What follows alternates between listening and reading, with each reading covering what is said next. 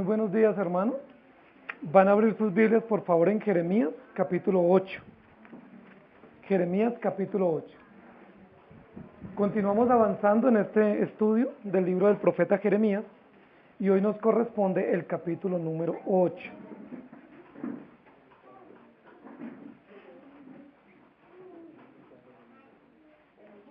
Seguimos viendo estos capítulos tan interesantes relacionados con las advertencias de Dios para una nación que está en un juicio inminente, una nación que está muy pronta al castigo divino.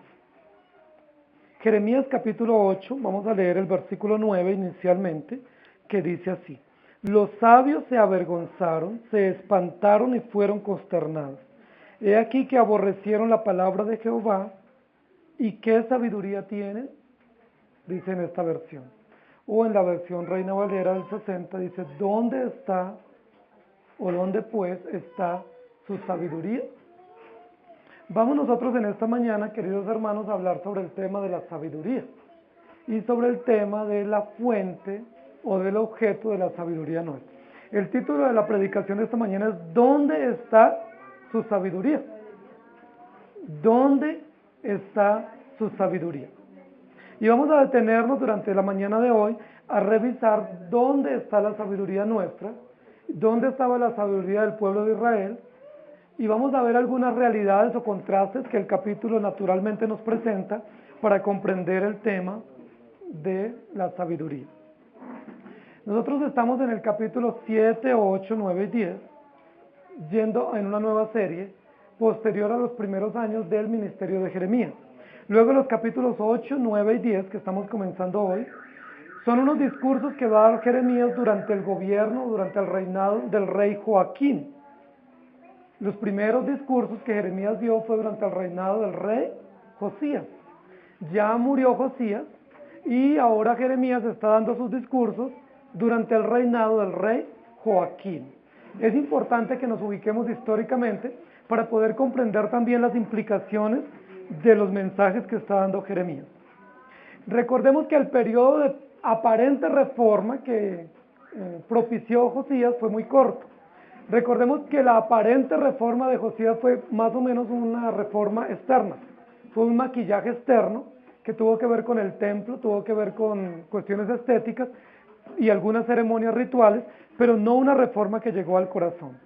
Jeremías está nuevamente durante el rey Joaquín viviendo una profunda apostasía, que es como un común denominador del pueblo de Israel, una profunda apostasía, el pueblo nuevamente rebelde, provocando a Dios, desafiando a Dios y viviendo alejado del Señor. Un gran problema que tiene el pueblo de Israel es que confía en sus instituciones, confía en las personas, pero no confía en el Señor. Este capítulo nos va a mostrar de manera importante el dolor que tiene Jeremías. Recordemos que hemos dicho en varias oportunidades que Jeremías es el profeta de los lamentos o el profeta del quebranto, que se quebranta constantemente por realidades que él tiene que vivir. En este capítulo nos va a comenzar a describir el libro o el discurso, la realidad trágica de una mortandad. El capítulo pasado estábamos hablando del valle de Hinón, ¿cierto? O el valle de Tofet, donde ese valle, que era un valle muy hermoso, se iba a constituir en un campo de batalla, y cómo en ese campo de batalla iba a haber muchísimos muertos.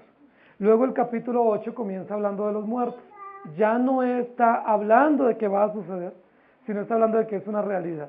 Ya el valle de Hinón está lleno de muertos, y no solo el valle de Hinón o el valle de Tofet, sino también la ciudad está llena de muertos, y muchísimo dolor hay en toda la ciudad, especialmente en el profeta Jeremías. Jeremías va a hablar en este capítulo del dolor que le produce a él, o del lamento que le produce a él, ver los muertos, y ver el dolor en toda la ciudad. El capítulo 8, en alguna medida, es casi como un canto fúnebre. Es casi como una canción que se canta frente a un cadáver, para despedir un cadáver, o para procesar el dolor que se tiene ante la pérdida de seres queridos. Entonces, es muy importante la pregunta que Jeremías nos va a hacer en el versículo 9. ¿Dónde está la sabiduría del pueblo? Porque Dios les había advertido muchísimas veces de este juicio. y les había dado la manera de protegerse del juicio. ¿Por qué no han sido protegidos si ya tenían todos los anuncios y las razones como protegerse? Si a nosotros nos advierten de algo y nos dan la manera de protegernos, lo más sabio o lo más inteligente es que nosotros pongamos en práctica lo que se nos dice. Si nosotros tenemos un hijo enfermo, nosotros sabemos qué debemos hacer, pues, ¿qué haremos como padres? Llevarlo al médico, ¿cierto? Si nosotros sabemos que si llevamos a tiempo a nuestros hijos al médico y que llevarlos a tiempo les va a prevenir de enfermedades o de hospitalizaciones o posiblemente de la muerte, ¿qué creen ustedes que debemos hacer? Llevarlos al médico, ¿cierto? Nosotros no decimos, no, yo creo que si no lo llevo esta semana y espero un mes él se puede morir, bueno, esperemos otro mesecito más. Ninguno de nosotros hace eso. Y si nosotros pretendiéramos hacer eso, tenemos familiares o amigos o vecinos que nos van a decir, no, ese niño tiene que llevarlo urgente al médico. Y si usted no lo lleva, yo lo acompaño. Camine, lo llevamos al médico. Pero no espere un día más porque su niño o su niña está en una situación grave. Hay que llevarlo inmediatamente. ¿Y nosotros qué sentimos cuando lo llevamos al médico y el médico nos dice, mire, si usted hubiera esperado unas horitas más o un día más, su hijo se hubiera podido infectar o se hubiera podido morir? ¿Cuál es el sentimiento que tenemos? Lo traje a tiempo, ¿cierto? Lo traje a tiempo, le aplicaron la medicina a tiempo. Cuando el médico nos dice, bueno, llévese a su hijo para su casa, pero le damos esta medicación, dásela bien cuidadosamente, porque si no su hijo va a recaer. Nosotros como padres que amamos a nuestros hijos, padres que somos inteligentes, ¿qué es lo que vamos a hacer con nuestros hijos o nuestros seres queridos? Aplicarles bien cuidadosamente la medicación que nos han dado, porque ya el médico nos dijo que si no le damos esa medicación así como él nos la prescribió, pues hay consecuencias terribles para ellos y para nosotros. Eso se llama sabiduría, ¿cierto? Sabiduría es ir al médico a tiempo, sabiduría es atender las recomendaciones médicas, sabiduría es tomarnos los medicamentos como el médico nos los dio y no pelear con el médico, porque eso es ser sabios y ser inteligentes. La Biblia nos va a hablar de la sabiduría, pero nos va a hablar de dos clases de sabiduría. Que la sabiduría que tiene que ver para la vida diaria, es decir, para la vida común, pero nos va a hablar de la sabiduría que tiene que ver para la vida eterna, que es una sabiduría especial, una sabiduría celestial. Muy bien, vamos a leer en primer lugar los primeros 7 versículos. Vayan ustedes allí en sus Biblias, Jeremías capítulo 8, versículos 1 al 7. En aquel tiempo, por favor tomen en mente la palabra tiempo, para ver cuántas veces se repite.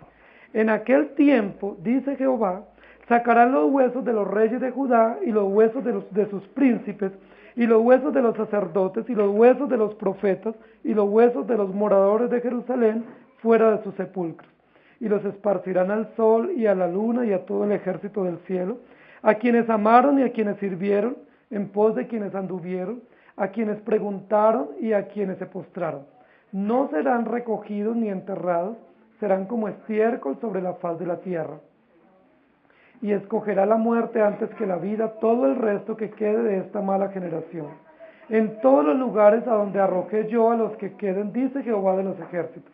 Les dirás a sí mismo, así ha dicho Jehová, el que cae no se levanta, el que se desvía no vuelve al camino, el que es, ¿por qué es este pueblo de Jerusalén rebelde con rebeldía perpetua?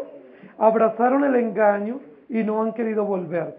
Escuché y oí, no hablan rectamente, no hay hombre que se arrepienta de su mal diciendo, ¿qué he hecho?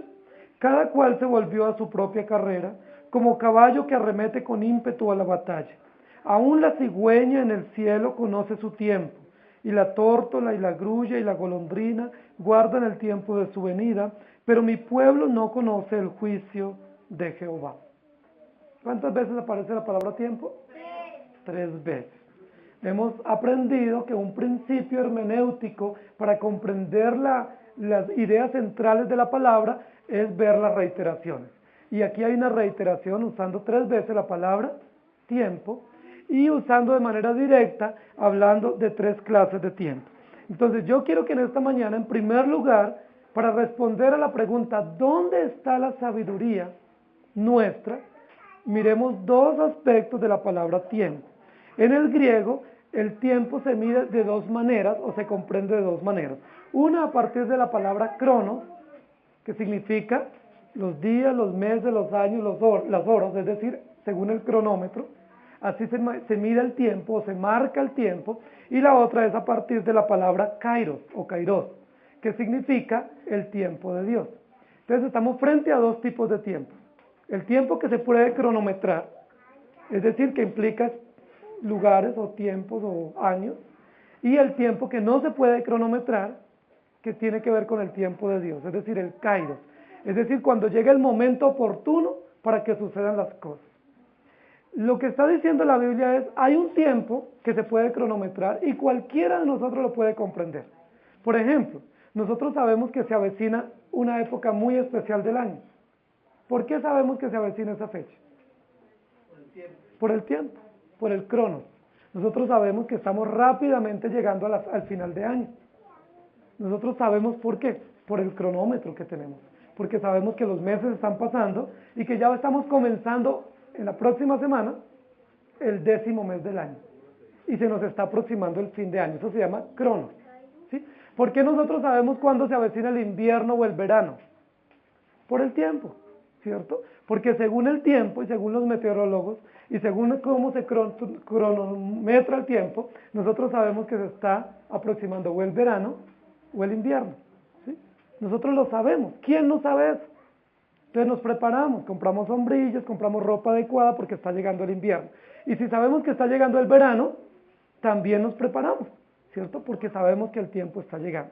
Lo que la Biblia está diciendo es, el tiempo cronos, nosotros lo podemos comprender. Tenemos sabiduría común para comprender el cronos. ¿Por qué no tenemos la sabiduría que Dios nos da para comprender el kairos? Es decir, ¿por qué nos es fácil comprender si hay verano o invierno? O si hay cosecha o no. ¿Y por qué no podemos comprender el tiempo de Dios? Dios nos ha dado la capacidad a los creyentes para que nosotros no solo comprendamos el cronos, sino que comprendamos el kairos. Es decir, que comprendamos el tiempo de Dios. ¿Cuándo Dios nos va a bendecir? ¿Cuándo Dios nos va a disciplinar? ¿Cuándo Dios va a derramar su ira sobre nosotros? ¿Cuándo Dios va a traer destrucción? ¿Por qué ellos podían comprender el kairos? Porque Dios les había mandado mensajeros. Habían tenido a Isaías anteriormente, habían tenido muchos profetas y reyes, y en este momento histórico está Sofonías en el norte, y en el sur está Jeremías dando su palabra profética. Y Dios les está diciendo, si ustedes no hacen esto, viene destrucción. Si ustedes se rebelan, viene castigo. Eso se llama el tiempo kairos. ¿Por qué ellos no lo comprendían? Dice además Dios en esta primera parte, y compara la sabiduría de los animales con la sabiduría humana. Dice que los animales no hay que advertirles cuando ellos tienen que migrar. Habla de la cigüeña, habla de la grulla, y habla de la tórtola y de la golondrina, de 4 tipos de aves que ellos no necesitan que nadie les diga. Imagínense ustedes que nosotros tuviéramos que decirle a las golondrinas, bueno, alístense porque mañana tienen que migrar. ¿Qué pasaría si nosotros fuéramos los que tuviéramos que acordarle a los pajaritos o a los animales, los reptiles o los animales acuáticos, que es el momento de migrar? ¿Ustedes se imaginan qué pasaría? Que nosotros se nos olvidaría, que nosotros no tenemos la capacidad de recordarles y no podemos convocar a los animalitos para que ellos alisten su viaje. Hay algunos animales que viajan muchísimos kilómetros. Se creen que hay algunos animales migratorios que caminan medio mundo para ir a buscar alimento o para buscar lugares adecuados para procrear o para poner sus huevitos. Hay animales que recorren todo el océano, o van de sur a norte, o de África o de Europa vienen a América. ¿Ustedes se imaginan semejante viaje? ¿Por qué ellos pueden hacer ese viaje? Porque ellos conocen el cronos. Dios los dotó de una capacidad especial para que sin que nadie les avise, instintivamente ellos saben en qué momento tienen que viajar. Y saben exactamente el momento y saben exactamente el lugar a donde tienen que ir y luego van a ese lugar y regresan exactamente al lugar de donde partieron. ¿Eso cómo se llama? Sabiduría. ¿Quién dio sabiduría a esos animales migratorios? Dios. ¿Quién hace que esa sabiduría instintivamente permanezca en ellos?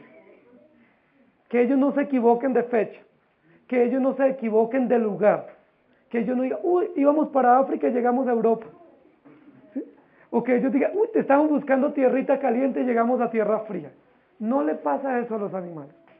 Esos animales son precisos, son exactos, salen a la fecha exacta, llegan al lugar exacto, cumplen el propósito exacto y regresan nuevamente a su hábitat original. Eso se llama sabiduría. ¿Quién da la sabiduría a los animales? Dios. ¿Quién dio sabiduría al ser humano? Dios. ¿Por qué no actuamos sabiamente? El capítulo comienza diciendo, si alguien se cae, ¿no se levanta? ¿Eso no es una sabiduría común? ¿Quién de nosotros se cae y dice, no, pues me caí, acá me quedé, llevo una semana caído? Si alguien se cae en su casa preparándose para ir al trabajo, o se cae yendo al trabajo, pues uno se levanta. Y si uno no puede levantarse, uno pide ayuda. Pero uno no se queda caído. Uno llama, pide auxilio, grita, llora, pero uno no se queda caído, ¿cierto? Dice la Biblia, al principio del capítulo, en los versículos iniciales, dice, ¿quién se desvía del camino y no busca ayuda y vuelve al camino? Si uno se va para un lugar y se equivoca, se pierde de dirección, acá en la ciudad, o en el campo se pierde del camino, pues uno busca ayuda. Uno grita, llama, uno pide auxilio, o uno busca la forma de volver al camino. Eso se llama sabiduría, u otros lo llaman sentido común. Pero por sentido común nosotros no nos quedamos perdidos. Y cuando volvemos al camino uno dice, es que me perdí, pero yo grité, yo busqué, yo pregunté, aunque me daba pena preguntar, pero yo pregunté, porque yo estaba perdido. Eso se llama sabiduría común, que Dios nos dio a nosotros. Siendo que tenemos esa sabiduría para la vida diaria, dice el profeta, ¿por qué no tenemos sabiduría para comprender el tiempo de Dios? Y esa es la gran pregunta, versículo 5 en adelante. ¿Por qué nosotros, en lugar de buscar el camino y de buscar el lugar, por qué no nos perdemos?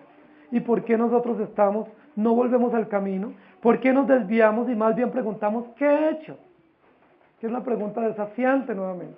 ¿Qué he hecho? Aún los animales comprenden el camino. Aún los animales comprenden las circunstancias. Aún los animales buscan. ¿Por qué nosotros no buscamos? ¿Dónde está la sabiduría? El primer aspecto de sabiduría que la palabra nos presenta es el cronos y el kairos. Comprendemos el cronos, pero no comprendemos el kairos de Dios. ¿Qué es lo que merecía Israel en ese momento histórico por toda la maldad que habían hecho? Lo único que merecían era el juicio, la destrucción, la reprensión. No solo lo merecían, sino que Dios les había advertido. Ellos lo sabían, tenían advertencias. Dios les había dado casi fechas. Dios les había dado coordenadas precisas del tiempo del juicio, para que ellos comprendieran el kairos de Dios. Es decir, comprendieran el tiempo y la voluntad de Dios. ¿Por qué no la comprenden? ¿Por qué no la obedecen? ¿Cuál es la razón? Porque son un pueblo rebelde. Porque son un pueblo malo. Aún los animales son más sabios que nosotros. Aún los animales que no fueron creados a imagen y semejanza son más sabios. Porque ellos, sin ser a imagen y semejanza de Dios, comprenden exactamente el juicio de Dios y comprenden el tiempo. Y nosotros que fuimos creados a imagen y semejanza, no comprendemos la bondad de Dios. ¿No es eso paradójico, hermano? Que nosotros debiendo comprender el juicio y el tiempo de Dios no lo comprendemos. La pregunta es, ¿dónde está su sabiduría? ¿Dónde está su sabiduría? Muy bien. Vamos a leer Mateo capítulo 16, versículos 2 al 4.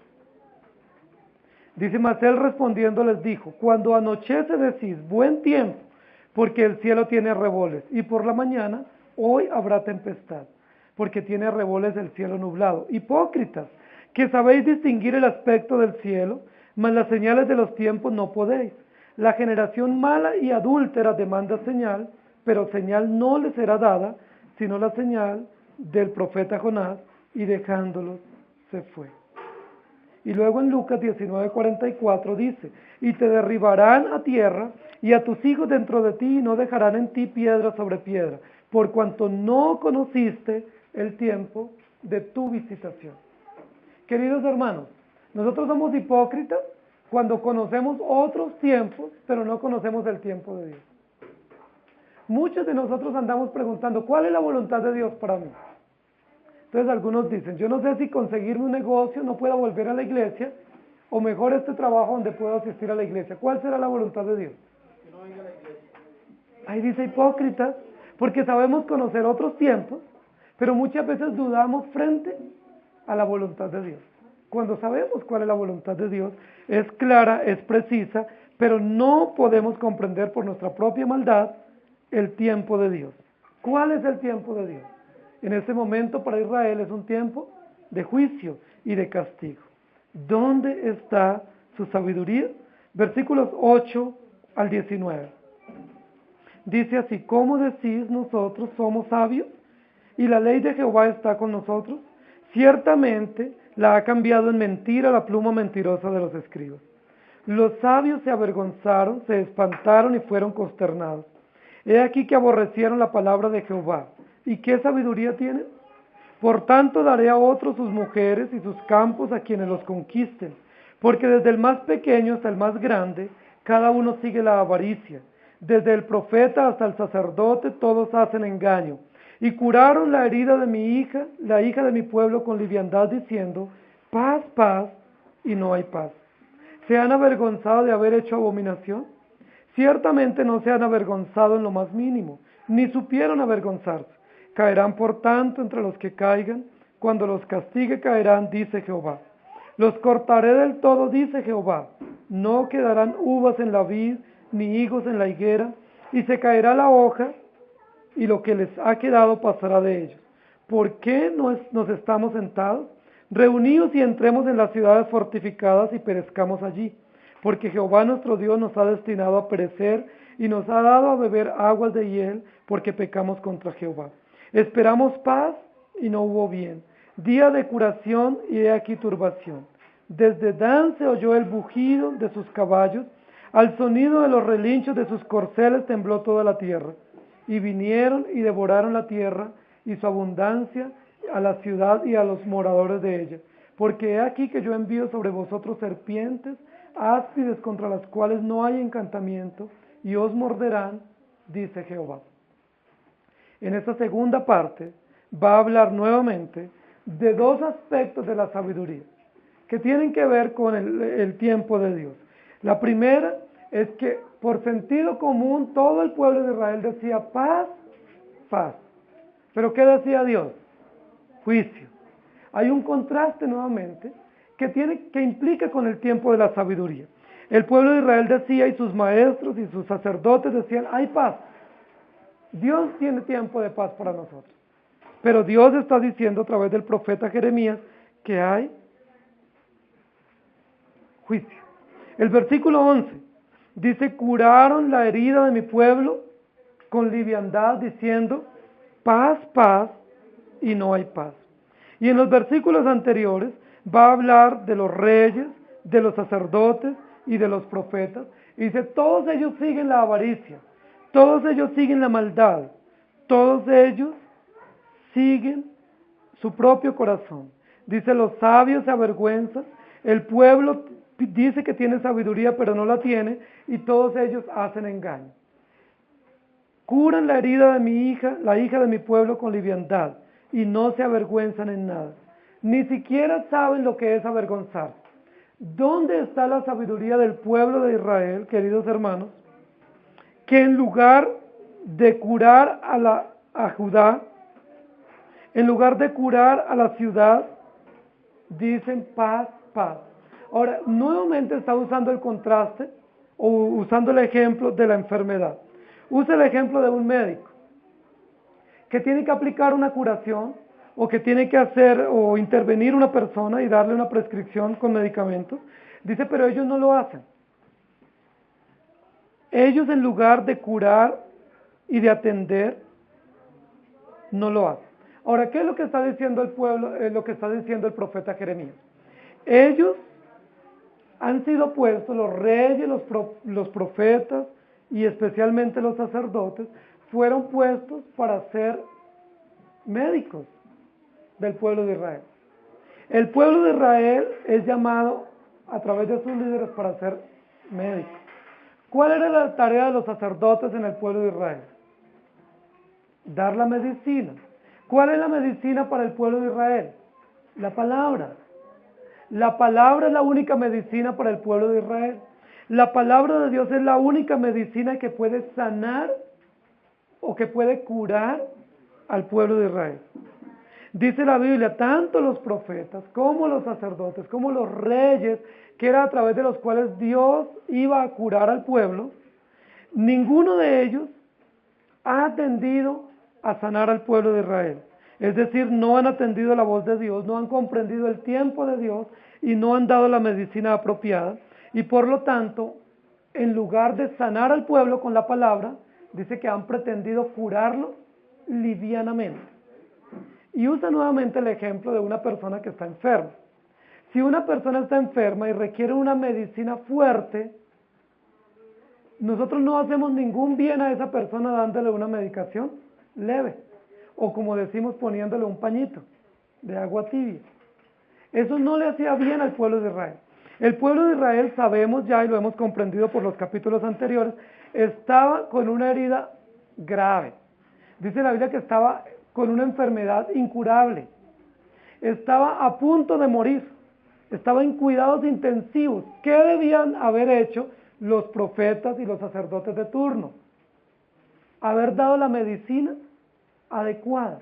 Es decir, haber convencido a la nación que ellos estaban en una situación supremamente grave frente a Dios, que ellos necesitaban arrepentirse y volver a Dios, y que ellos necesitaban humillarse de su mal camino y pedir a Dios su gracia y su bondad. Pero por el contrario, ¿cuál era el discurso de los sacerdotes? Paz, paz. No va a venir castigo sobre nosotros. El discurso de ellos es: no va a haber juicio sobre nosotros solamente va a haber paz. Y la razón por la cual ellos fundaban su paz era porque decían: pues acá está el templo. Tenemos el templo. Mientras el templo no sea destruido, vamos a tener paz. Mientras la promesa de la dinastía davídica no sea destruida, nosotros nos va a ir bien. No se preocupen, estamos bien. Pero Dios les dice: ustedes están a punto de morir. Mi pueblo está con una herida incurable y ustedes no hacen nada curándola livianamente y diciendo que están bien. El versículo 12 es supremamente importante porque dice: ¿se avergonzaron por haber hecho esto? Es una pregunta nuevamente retórica de Dios. ¿Se avergonzaron? ¿Ustedes creen que los sacerdotes se avergonzaron de haber enseñado paz, paz, en lugar de haber dado la medicina adecuada? ¿Qué dice el profeta? No se avergonzaron. Y termina diciendo: es que ni siquiera saben qué significa tener vergüenza. Es que ni siquiera saben qué significa ser humillados y tener dolor por algo que están haciendo mal. ¿Cómo se van a avergonzar si ya perdieron la vergüenza? ¿Cómo van a sentir dolor? ¿Cómo van a sentir quebrantamiento? ¿Cómo van a sentir vergüenza si ya todo eso lo perdieron? Dice: ni en lo más mínimo supieron avergonzarse. ¿Dónde está la sabiduría de este pueblo? El versículo 14 dice: ¿por qué pues nos estamos sentados acá? Reunámonos y entremos en las ciudades fortificadas y perezcamos allí. La reflexión que hace el pueblo no es una reflexión que los lleve a arrepentirse. Frente a esta realidad, lo que se esperaría era que el pueblo se arrepienta. Sin embargo, dice la Biblia, ellos no dijeron esto. ¿Sabe qué dijeron? Bueno, pues si nos va a venir destrucción y estamos en el campo, pues mejor vámonos para la ciudad y que muramos en la ciudad. Porque es más fácil morir en la ciudad que morir en el campo. ¿Saben qué aspiraban los judíos si morían en la ciudad? Que los sepultaran. Porque para los judíos era muy importante la sepultura. Si morían en el campo, lo más probable era que no iban a ser sepultados. Sin embargo, ¿qué dicen los primeros 4 versículos del capítulo? Así murieran en la ciudad o murieran en el campo, no iban a ser sepultados. Dice, y aún a los judíos que lograran ser sepultados, ¿qué iban a hacer los enemigos? Los iban a sacar. Dice, iban a profanar sus tumbas, iban a abrir sus sepulturas y los iban a sacar y los iban a regar en la ciudad y sus huesos iban a quedar para alimento de las aves y nadie iba a protegerlos. Aún después de muertos iban a seguir enfrentando el oprobio y la afrenta del juicio divino por haber abandonado a Dios. ¿No les parece patética la realidad de esta nación? Dios les dice, arrepiéntanse, porque viene juicio. Y ellos dicen, pues si viene juicio, mejor busquemos un lugar más adecuado para morir. Pero no buscaron arrepentirse. Queridos hermanos, lo único que Dios le estaba diciendo al pueblo es, aún hay oportunidad de arrepentimiento.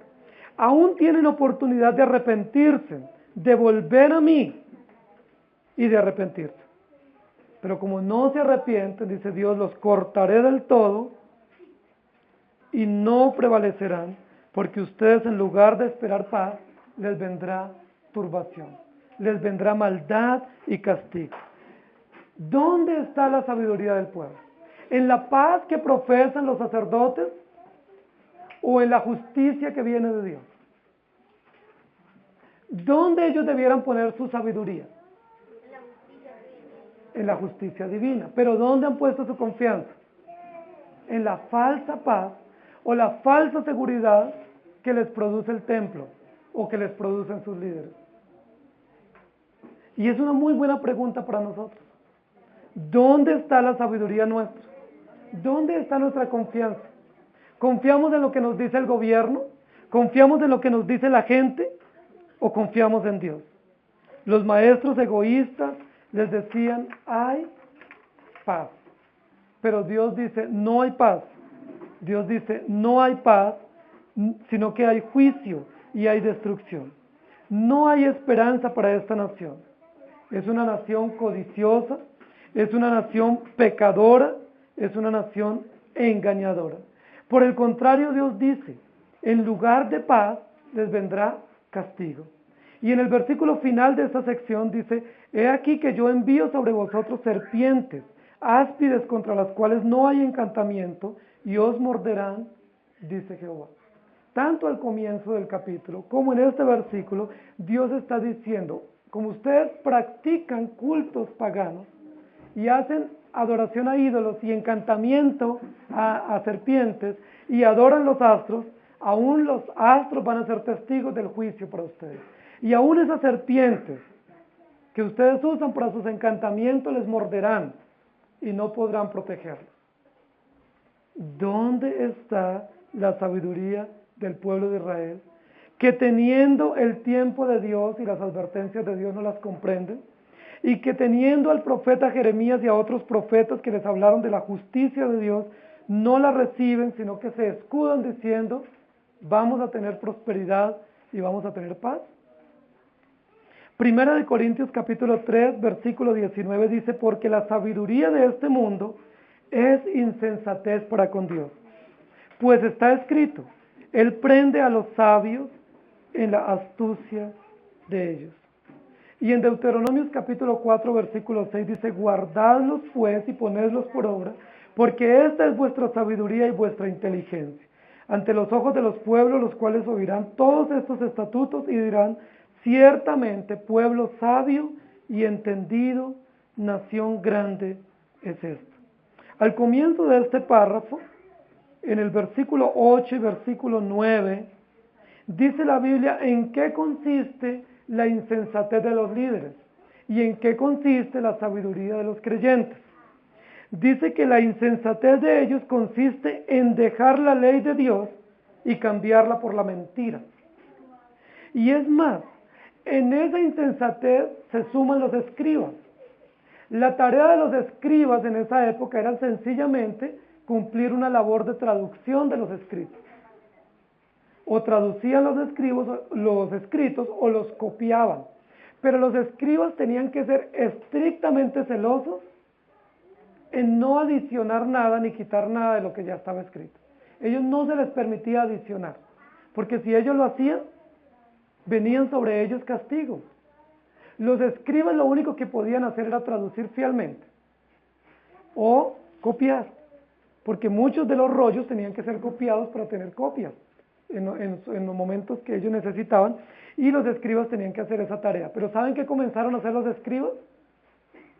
Además de traducir y copiar fielmente, comenzaron a copiar la tradición y comenzaron a escribir, y por eso en el versículo 8 dice que la pluma de ellos es una pluma mentirosa.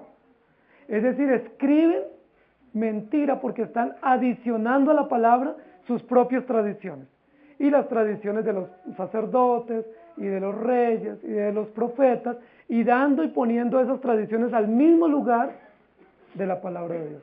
¿Cuál es la insensatez de ellos? Que dejaron la ley de Dios, que es perfecta, para confiar en las tradiciones humanas. Que descuidaron los principios de Dios, que son eternos y verdaderos, para confiar en sus propias tradiciones y en sus propias interpretaciones. ¿Es eso falta de sabiduría? Claro que sí. ¿Cuál es la sabiduría del creyente? ¿O en qué consiste la sabiduría del creyente? No solo en conocer el tiempo de Dios, sino en conocer la ley de Dios y poner en práctica la ley de Dios. En el primer momento dijimos, la sabiduría del pueblo, la insensatez, del pueblo consistió en no comprender el tiempo de Dios. Y en este segundo momento, la insensatez de ellos consistió en abandonar la ley de Dios y no ponerla en práctica, sabiendo que ya Dios les había advertido. Ahora, este párrafo nos va a decir cuál fue el pecado principal por el cual ellos abandonaron la ley. La codicia. El capítulo anterior mencionó 5 pecados que tienen que ver con las relaciones entre nosotros. El adulterio, ¿recuerdan el capítulo pasado? El robo, el hurto, ¿cierto? El falso testimonio.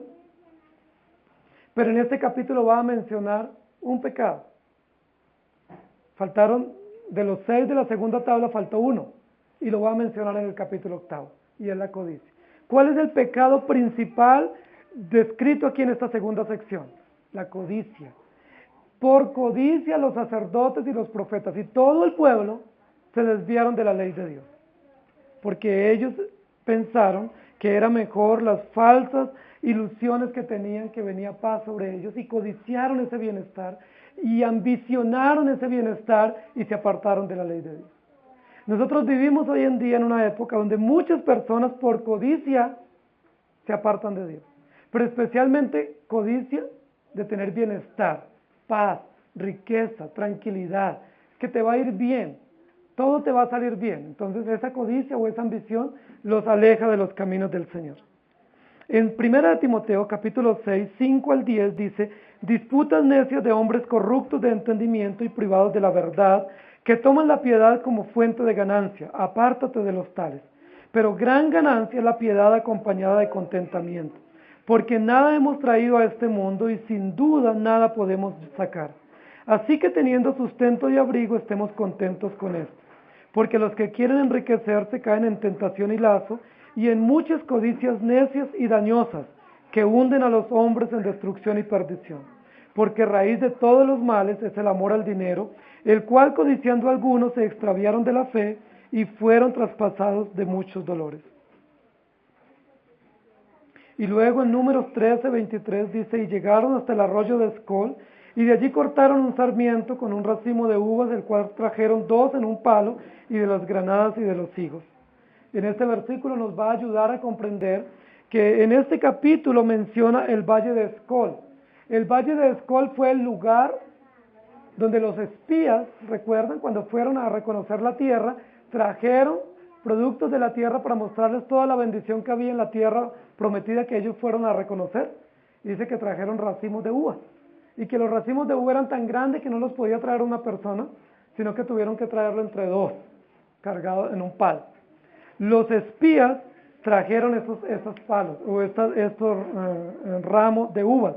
Y en este momento nos va a decir el capítulo que este lugar iba a ser totalmente destruido, que era uno de los lugares más hermosos y de buena agricultura y de buen cultivo de uva. ¿Dónde está la sabiduría de este pueblo? Que no comprenden los tiempos de Dios y que no comprenden la ley de Dios. En tercer lugar, versículos 18 al 22. A causa de mi fuerte dolor, mi corazón desfallece en mí. He aquí voz del clamor de la hija de mi pueblo, que viene de la tierra lejana. ¿No está Jehová en Sión? ¿No está en ella su rey? ¿Por qué me hicieron airar con sus imágenes de talla, con vanidades ajenas?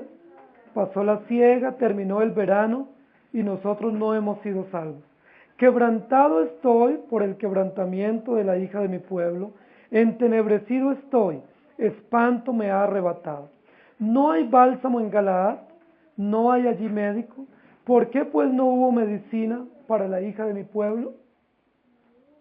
En este tercer momento nos va a mostrar la palabra nuevamente el contraste sobre el tema de la sabiduría.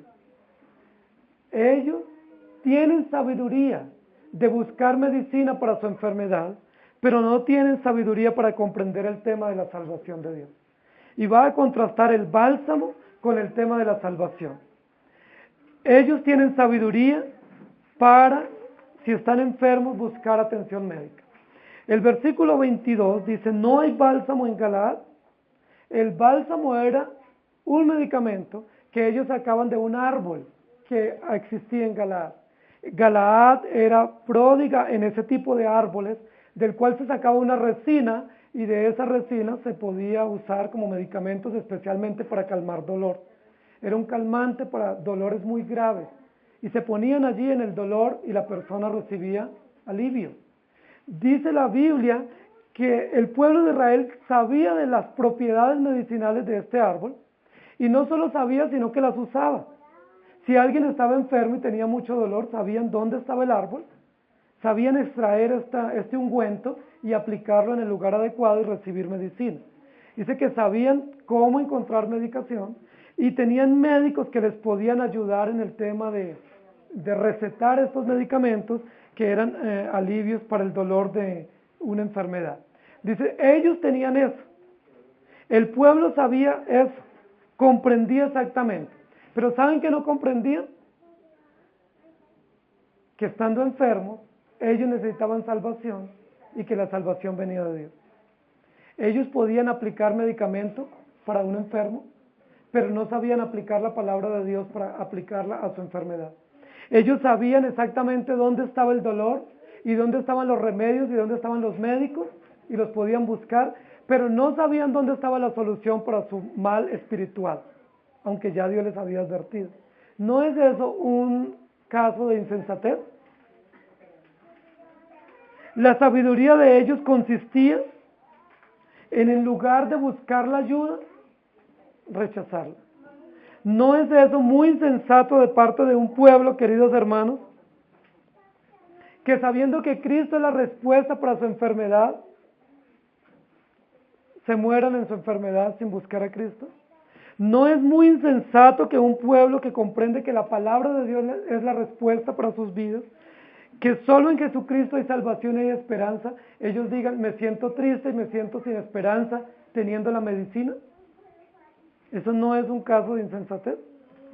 Que ellos, sabiendo que la respuesta está en la palabra, sabiendo que la esperanza y la bendición está en Cristo, nosotros o ellos puedan morirse en su dolor. Pero nos pasa a nosotros con mucha frecuencia. Nos pasa que nos sentimos tristes o nos sentimos sin esperanza y no vamos a la fuente, que es la palabra de Dios. Nos pasa muchas veces que cuando nos sentimos solos o nos sentimos frente al juicio o a la incomprensión, no buscamos la esperanza que viene de Dios o la fortaleza que viene de Dios, sino que decimos, yo no sé qué hacer, cuando ya sabemos qué hacer. Nos pasa muchas veces que necesitando la palabra, buscamos en otras fuentes. La pregunta es, ¿dónde está o cuál es nuestra sabiduría? Que teniendo la respuesta, Vamos a otras fuentes. Los judíos estaban en una situación muy terrible, pero ninguno quiere escuchar. Y Jeremías va a encarnar en carne propia o en su propio ser el dolor por Jerusalén y por Judá. Versículo 18 dice: a causa de mi fuerte dolor, mi corazón desfallece en mí. Y Jeremías nos va a decir luego en el versículo siguiente todo el dolor y la angustia que él va a experimentar por Judá y por Jerusalén. Quebrantado estoy por el quebrantamiento de la hija de mi pueblo, entenebrecido estoy, espanto me ha arrebatado. Recordemos que Jeremías en el capítulo anterior presentó el primer lamento del libro, que es el libro de los lamentos. Y luego aquí en este segundo capítulo va a presentar un segundo lamento, que es un lamento o un dolor profundo que él está experimentando. Va a hablar de quebranto, de confusión, va a hablar de entenebrecimiento, va a hablar de estar supremamente consternado, supremamente convulsionado, congestionado por la situación del pueblo. Dice: no sé qué hacer, mi corazón desfallece de mí, hay gran quebranto, gran conmoción dentro de mí. ¿Por qué? Por la realidad de una nación. La pregunta es, mientras Jeremías está consternado por la realidad del pueblo, ¿cómo está el pueblo? Está tranquilo, ¿cierto? El pueblo está feliz, el pueblo está inmune, pareciera que no les va a pasar nada. El pueblo está tranquilo, no comprenden, no reflexionan, no son conscientes de que hay un juicio inminente sobre ellos.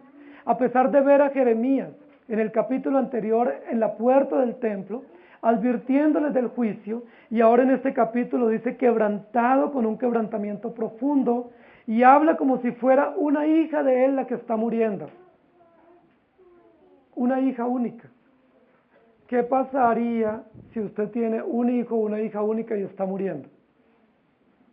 ¿Cómo reaccionaríamos nosotros como padres ante ese hijo único o esa hija única que no hay ya solución médica para esa persona, para ese hijo? ¿Cómo reaccionaríamos nosotros? ¿Estaríamos tranquilos viendo televisión? ¿Estaríamos relajados planeando un viaje y una salida para Navidad? ¿Estaríamos nosotros frescos recibiendo visitas y contando chistes? De ninguna manera. Si nosotros tenemos un hijo que está a punto de morir, ¿dónde estaríamos nosotros? Posiblemente en el médico, posiblemente en la clínica o al lado de ese hijo, o llorando o buscando auxilio, buscando y tocando todas las puertas posibles para encontrar solución. ¿Sí? Si necesita una cirugía, si necesita un trasplante, si necesita medicación costosa, buscando todo lo habido y por haber para encontrar respuesta para ese hijo o esa hija que está a punto de morir. ¿Y cómo sería nuestro semblante? ¿Cómo estaríamos emocionalmente? Consternados, llorando, quizá nuestros ojos hinchados, posiblemente delgados, sin dormir. ¿Por qué? Porque estamos pasando una situación muy difícil y todo el mundo queremos que sepa el dolor, la angustia, la preocupación, todo lo que nosotros estamos pasando porque tenemos un hijo o una hija a punto de morir. El capítulo pasado, Jeremías decía que había un lloro por hijo único. Ahora está hablando de un lamento por hija única. 3 veces en el capítulo Jeremías habla de la hija de mi pueblo. No es una hija, Jeremías no tuvo hijos.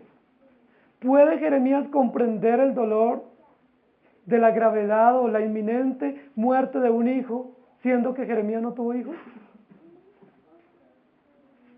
Jeremías no tuvo esposa, no tuvo hijos, pero Jeremías no está realmente dolido por un hijo porque no tuvo. Y posiblemente no puede sentir el dolor profundo que siente un padre por un hijo. Pero ¿saben que Jeremías sí puede sentir el dolor por su pueblo? Porque no es una hija, es Judá la que está a punto de ser destruida. Y va a usar la metáfora de una hija. Porque probablemente, queridos hermanos, ante esas realidades de nuestros hijos es que nosotros más somos tocados emocionalmente. Si nosotros alguien está sufriendo y nos comenta, decimos, bueno, vamos a orar. O bueno, que Dios le ayude. Pero cuando nos toca a nosotros y nuestros hijos, ahí sí ya no decimos que Dios me ayude. ¿Qué hacemos? Buscamos solución, ¿cierto? Y nos consternamos mucho y nos abrumamos muchísimo y nos quebrantamos tremendamente. Jeremías dice, mi corazón está que desfallece, tengo un fuerte dolor a causa del quebrantamiento de la hija de mi pueblo, es decir, a causa de Judá. Pero ¿saben qué nos enseña Jeremías también aquí, hermanos? Que mientras el pueblo está sin comprender el juicio inminente, Jeremías está dolido. ¿Saben qué Jeremías nos enseña? Que sí nos debe importar lo que le pasa a esta nación. Que sí nos debe importar lo que le pasa a nuestros vecinos, a nuestros familiares o conciudadanos.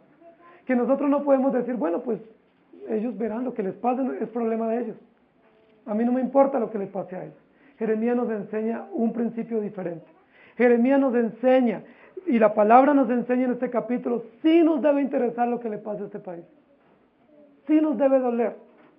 Nosotros no debemos pasar por alto las realidades morales de este país. ¿Qué situaciones vive esta nación? Y usted no puede decir, allá el gobierno. Lo que ellos aprueben, eso es problema de ellos. O como este país quiera vivir, eso es problema de ellos. Desde que no me pase a mí, no me importa. ¿Puede reaccionar un cristiano así? ¿Puede reaccionar un cristiano ante la realidad del secuestro, ante la realidad de la pobreza, ante la realidad de la corrupción? Decir, a mí no me importa. No, hermanos. Si tenemos la sabiduría que viene de Dios, a usted y a mí sí nos importa lo que le pase a esta nación. Si tenemos la sabiduría que viene de Dios y la ley de Dios, y si comprendemos el kairos de Dios, nosotros sí nos importa lo que le pasa a esta nación. Por lo tanto, no podemos estar tranquilos frente a la destrucción. No podemos estar tranquilos frente a las leyes inmorales que se aprueban. No podemos estar tranquilos frente a muchas realidades desastrosas que nuestro país promueve y que los medios de comunicación promueven. Nosotros no podemos decir, no me interesa. Nosotros decimos, sí nos interesa. ¿Por qué nos debe interesar? Primero, porque a Dios le interesa y porque somos hijos de Dios. Segundo, nos interesa porque nosotros vivimos en este país y tenemos hijos y tenemos familia y vamos a tener nietos y bisnietos. Sí nos interesa lo que le pase a este país. Si este país va de mal en peor, ¿qué futuro hay para nosotros y para nuestros hijos y para la iglesia? Si este país sigue alejándose de Dios y aprobando leyes inmorales y los gobernantes ajenos a la voluntad de Dios, ¿cuál va a ser el futuro nuestro? Y el de las nuevas descendencias o las nuevas generaciones. Hermanos, Jeremías dice, puede que a ustedes no les interese, a mí sí me interesa. Jeremías dice, estoy quebrantado por el quebrantamiento de la hija de mi pueblo. Y Jeremías dice, aunque ustedes no estén quebrantados, yo sé que lo van a estar, y anticipadamente yo ya estoy quebrantado por el quebrantamiento que les va a venir. Es decir, ya me duele lo que todavía no les está doliendo a ustedes, lo que les va a doler después. Dice, y mi corazón desfallece y tengo un fuerte dolor. ¿Qué sienten ustedes, hermano? ¿Qué sienten ustedes cuando saben que nuestro gobierno aprueba leyes inmorales? ¿Ustedes qué sienten? ¿Sienten algo o no sienten nada? Cuando vemos las noticias y vemos que hay secuestros, que hay violaciones, niños violados, niños maltratados, ¿ustedes qué sienten? No son nuestros hijos, no conocemos a esos niños, pero nos debe importar. Son niños o familias que no conocemos, pero cuando nos dan estadísticas de mujeres maltratadas, de niños abandonados, de niños violados, de pobreza, ¿ustedes sienten algo? Tenemos que sentir, hermanos. Nosotros no, necesariamente tenemos que sentir, porque si ustedes y yo no sentimos, es porque no tenemos la sabiduría que viene de Dios. Si usted ve las noticias y se queda feliz, y no le duele, no se quebranta, no siente un dolor profundo de decir tanta gente miserable, o tantos niños en sufrimiento en este país, o tantas mujeres o familias sufriendo, o víctimas del secuestro, víctimas de la droga, de la prostitución. Eso no nos debe alegrar, hermanos, debe doler. Y cuando vemos todas esas leyes inmorales, aprobando el aborto, aprobando uniones homosexuales, ¿qué debe sentir el creyente? Dolor, hermano, tristeza. Y eso lo debe mover a orar, eso lo debe mover a proclamar el evangelio, eso lo debe mover a arrepentirse, eso lo debe mover a presentar el evangelio con veracidad y con ejemplo y aún con lágrimas en sus ojos. La pregunta final del capítulo 22 es, no hay bálsamo en Galaad, es decir, no hay remedio para Judá. Es que no hay remedio para que ellos eviten morir. ¿Y cuál es la respuesta? Sí hay remedio. ¿Cuál es el remedio para Judá? Jesucristo. ¿Cuál es el remedio para Jerusalén? El Evangelio, la palabra. Tenían el remedio. Ellos lo tenían. Tenían muchísimos años la ley de Dios. El sistema sacrificial, sacerdotes, profetas, tenían medicina. La ley de Dios estaba escrita, era pública. ¿Por qué no tomaron la medicina? La segunda pregunta es, ¿no hay allí médicos? ¿No tienen por lo menos un médico en Judá que les advierte, les formule y les proteja de morir? ¿Y cuál es la respuesta? Sí había médicos. Y en ese momento Jeremías era un médico, porque Jeremías era un profeta verdadero, puesto por Dios. Jeremías era un médico, pero cuando Jeremías hablaba, ¿qué hacía el pueblo? No escuchaba. Y dice la Biblia que se tapaban los oídos. ¿Y saben qué hacía? Hacen como hacen los niños a veces. Como hace mi hija menor. No me interesa. Usted puede decir lo que diga, no me interesa. Usted puede advertirme lo que me quiera advertir, a mí no me importa. Yo sé más que tú. Eso hizo el pueblo con Dios. Eso hizo el pueblo con Jeremías. Dice la Biblia que a Jeremías lo humillaban y cuando Jeremías terminaba de predicar el mensaje, terminaba llorando. ¿Por qué Jeremías lloraba tanto? Porque el pueblo, en lugar de recibir el mensaje, decía, a mí no me importa. A mí no me interesa lo que usted diga. Nosotros tenemos mejores voces que escuchar. La pregunta de Dios es, ¿no hubo allí un médico? Claro que sí. Hubo médicos. Hubo médicos que les advirtieran y les protegieran. ¿Por qué no los escucharon? ¿Se acuerdan la parábola del rico y Lázaro?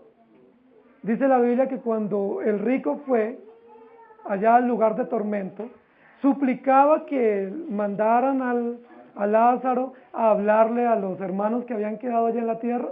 ¿Y cuál es la respuesta en la parábola?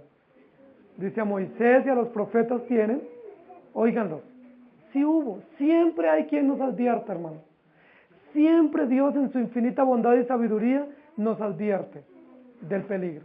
Si nosotros no escuchamos, ya no es problema de Dios, es problema nuestro. Si nosotros no atendemos, no es problema de Dios. Dios siempre nos da el bálsamo y nos da el médico. Siempre Dios nos da la medicina y nos da el médico. Ustedes también tienen médicos, yo también. Tenemos quien nos advierta la palabra, quien nos la enseñe, quien nos la predique, quien nos proteja, quien nos enseñe el camino. Si nosotros no queremos escuchar, ¿de quién es el problema? Es nuestro. Y el versículo termina con una tercera pregunta, porque maneja tres series de tres preguntas el capítulo. ¿Por qué pues no hubo medicina para la hija de mi pueblo? Si hubo bálsamo y si hubo médico, ¿por qué se murió la hija de mi pueblo? ¿No es eso muy contradictorio? Que nosotros en siglo XXI, teniendo buenos medicamentos y teniendo buenos sistemas de salud, se mueran personas todavía de una gripa, o se mueran de otras enfermedades que se pudieran curar y que ya tenemos los medicamentos. Queridos hermanos, ¿por qué hoy, teniendo la medicina que es la palabra y teniendo los médicos que son los mensajeros que Dios ha puesto en la casa y en la iglesia y en la sociedad, aún nos morimos en el pecado? ¿Dónde está nuestra sabiduría? Y vamos a terminar leyendo unos textos bíblicos.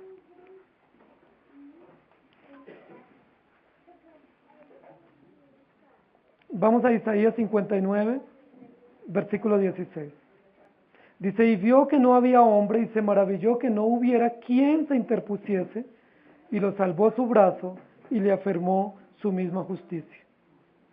Luego en Isaías 63, dice, he pisado yo solo el lagar, y de los pueblos nadie había conmigo. Los pisé con mi ira y los hollé con mi furor, y su sangre salpicó mis vestidos y manché todas mis ropas. Miré y no había quien ayudara, y me maravillé que no hubiera quien sustentase, y me salvó su brazo y me sostuvo mi ira. Y en Ezequiel 22:30, y busqué entre ellos hombre que hiciese vallado y que se pusiese en la brecha delante de mí a favor de la tierra, para que yo no lo destruyera, y no lo hallé. Queridos hermanos, este versículo es uno de los versículos que se refiere también en Jeremías en capítulos anteriores, que ya nosotros lo vimos, donde decía en el capítulo 5, buscad a ver si hay por lo menos uno, ¿recuerda? Que sea justo. Buscad en la ciudad y recorred toda la ciudad y preguntad a ver si hay por lo menos un justo. Y la respuesta en el capítulo 5 es, no se encontró uno. Luego en el capítulo 8 está diciendo, si no hay ni siquiera uno, entonces ¿quién va a orar o a interceder por el pueblo? Queridos hermanos, ¿hay justos aquí en este lugar? Si Dios por su infinita bondad nos ha hecho justos, nosotros somos llamados para ser intercesores, para ser pregoneros y proclamar y quebrantarnos por esta nación y por esta iglesia. Dios nos llama, queridos hermanos, a hacerlo. La Biblia en el Antiguo Testamento menciona muchísimos hombres que con lágrimas predicaron sus discursos o dieron sus mensajes. La Biblia va a hablar de David, va a hablar de Isaías, de Ezequiel, de Moisés, de muchísimos hombres que con lágrimas enseñaron. Y luego en el Nuevo Testamento Jesús mismo, o Pablo, dice que con lágrimas de día y de noche predicaba o enseñaba o advertía del peligro. ¿Saben el poder que tiene cuando nosotros presentamos el Evangelio y lo presentamos con lágrimas? ¿O lo presentamos con quebrantamiento? Usted puede decir a una persona, mire, tómese esto y esto le va a servir. Ya, no me interesa más. Pero si usted lo hace con urgencia, lo hace con devoción, lo hace con entrega, incluyendo todas sus emociones y sus sentimientos, eso implica que usted está viviendo el mensaje y que usted está experimentando el dolor o el quebranto que puede vivir la otra persona. Jeremías presentó el mensaje con lágrimas. Cuando él dice estoy quebrantado, ¿qué es lo que está diciendo? Estoy muy triste, estoy muy dolido y estoy llorando por todo lo que viene para ustedes, pero dice también, se maravilló de que no hubiese ni siquiera uno que se levantase en medio del pueblo para advertir al pueblo del peligro. Queridos hermanos, ¿dónde está la sabiduría nuestra? ¿Es usted de aquellos que tienen la sabiduría en Dios? Si es así, usted tiene que quebrantarse. Si es así, usted tiene que dolerse por lo que le pasa a usted, a su familia y a la iglesia y a una sociedad en Cristo. No podemos ser indiferentes a la realidad de una nación que conoce los tiempos, verano, invierno, pero no conoce el tiempo de Dios. Que conoce las leyes humanas y naturales, pero no conoce la ley de Dios. Que conoce la medicina humana y la sabe aplicar, pero no conoce la medicina divina y no la sabe formular. Oremos. Amado Señor, tu palabra nos enseña que la sabiduría viene de ti. Tu palabra nos enseña que solo en ti y por ti podemos comprender el Evangelio y podemos vivir el Evangelio. Señor Jesucristo, estamos frente nuevamente a una descripción real, gráfica, histórica, poderosa, de cómo tú piensas frente a nuestra rebeldía y cómo tú actúas frente a nuestra maldad. Estamos frente a un discurso que es un discurso no menos difícil de los discursos anteriores del profeta Jeremías. Estamos frente a una realidad de dolor, de angustia del profeta Jeremías, pero contrasta esa realidad con una realidad de indiferencia, de abandono y de rebeldía de un pueblo. Señor, tu palabra nos pregunta hoy a cada uno de nosotros, ¿dónde está nuestra sabiduría? ¿En quién confiamos? ¿Dónde está nuestro corazón? ¿Qué cosas nos causan quebranto y dolor?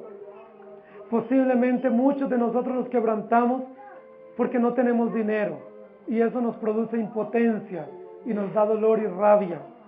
Muchos de nosotros nos indignamos porque alguien nos desplantó, no nos saludó o nos despreció y lloramos y nos quebrantamos. Posiblemente muchos de nosotros lloramos de dolor por un dolor físico o emocional. Señor, pero la pregunta es, ¿quién de nosotros puede quebrantarse por el dolor de una nación en crisis? ¿Quién de nosotros puede quebrantarse por las familias que sufren en esta nación? Por tanto niño huérfano, por tanto niño en la prostitución, por tanta niña víctima de abuso y de maltrato. ¿Quién de nosotros puede dolerse por el huérfano, la viuda, el extranjero, el miserable, al que lo hemos desposeído y los hemos empobrecido por nuestras propias políticas? Aquellos que son víctimas de la violencia de este país, del desarraigo de sus tierras, del exilio de sus propios lugares, aquellos que tienen que emigrar de sus campos, de sus fincas y de sus ciudades para ir a aumentar los cinturones de miseria en las ciudades grandes. ¿Quién de nosotros se duele por aquellos ancianos que andan en la miseria y que sufren? Por tanto jóvenes yendo a la prostitución y a las pandillas, a la droga. Señor, ten misericordia. ¿Quién de nosotros se duele por tanta juventud optando por una realidad inmoral de la prostitución, del homosexualismo, del lesbianismo, que aunque parece atractivo y parece una situación de moda, realmente es una situación miserable para ellos y para sus familias? ¿Quién de nosotros se duele y se quebranta sabiamente, intercediendo con dolor en su corazón y en sus entrañas, pidiendo a ti que tengas misericordia y contribuyendo en lo que podamos, presentando el Evangelio, orando, rogando, insistiendo, suplicando con urgencia a aquellos que padecen? Señor, vivimos en una sociedad que realmente no vive en paz. Vivimos en un país que no vive en paz, sino que vive en guerra, donde hay dolor, hay miseria, donde hay abandono, donde hay adulterio, hay prostitución, hay codicia, hay corrupción. Desde el más pequeño hasta el más viejo, dice tu palabra, está lleno de maldad. Señor, ten misericordia de nosotros. Obra en los corazones de nuestros gobernantes. Obra, Señor, en el corazón de aquellos que nos dirigen. Transforma sus corazones. Haz que tu palabra llegue a ellos. Que ellos no confíen en palabras de mentira, sino que pongan su mirada en ti. Y por lo menos si no te miran a ti para creer en ti, porque tú no les has destinado, que tengan temor reverente de ti. Y que sepan que hay un Dios justo y verdadero, y que va a vengar todas las injusticias que ellos aprueban. Señor, cuánto dolor nos da ver los niños en los semáforos, ver los niños en los andenes, en las calles, en las alcantarillas. Aquí en Bogotá tenemos una generación nacida en alcantarillas, Señor. Qué dolor eso. Eso no es digno de contar, sino digno de nosotros dolernos y decir, Señor, ten misericordia. Muchos de nosotros botamos la comida que no nos sobra, o la desperdiciamos, o la ropa que no queremos usar la botamos, en lugar de compartirla con el que padece necesidad. Muchos de nosotros gastamos dinero en cosas que no necesitamos, malgastamos en lugar de compartir con el pobre, con la viuda, con el necesitado. Señor, ayúdanos como iglesia a ser una iglesia generosa y compasiva. Ayúdanos como familias a ser familias que se quebrantan y que se duelen por el dolor y que llevan el Evangelio, no solo con el discurso, no solo con la palabra, sino también con las acciones. Ayúdanos a llevar el bálsamo de tu palabra al que sufre. Ayúdanos a llevar el bálsamo que alivia el dolor, que alivia la miseria, que alivia, Señor, la indiferencia a aquellos que tanta necesidad tienen. No necesitamos ir a la África, o a Etiopía, o a Haití. Aquí en nuestra propia ciudad, muy cerca de nosotros, tenemos tanta gente que pasa necesidad, tanto dolor, tantas madres inconsolables, tantos hijos sufriendo, tantas mujeres, Señor, y hombres pasando serios momentos de dolor, de hambre, de necesidad. Ayúdanos, Señor. Ayúdanos a ser compasivos. Ayúdanos a mostrar la sabiduría que tú nos has dado con acciones concretas, con ejemplos, y con señales que muestren el Evangelio encarnado y que nos permitan dar testimonio de tu gracia, de tu bondad y de tu fidelidad. Gracias te damos, Señor, en el nombre de Jesús. Amén. El Señor les bendiga, hermanos.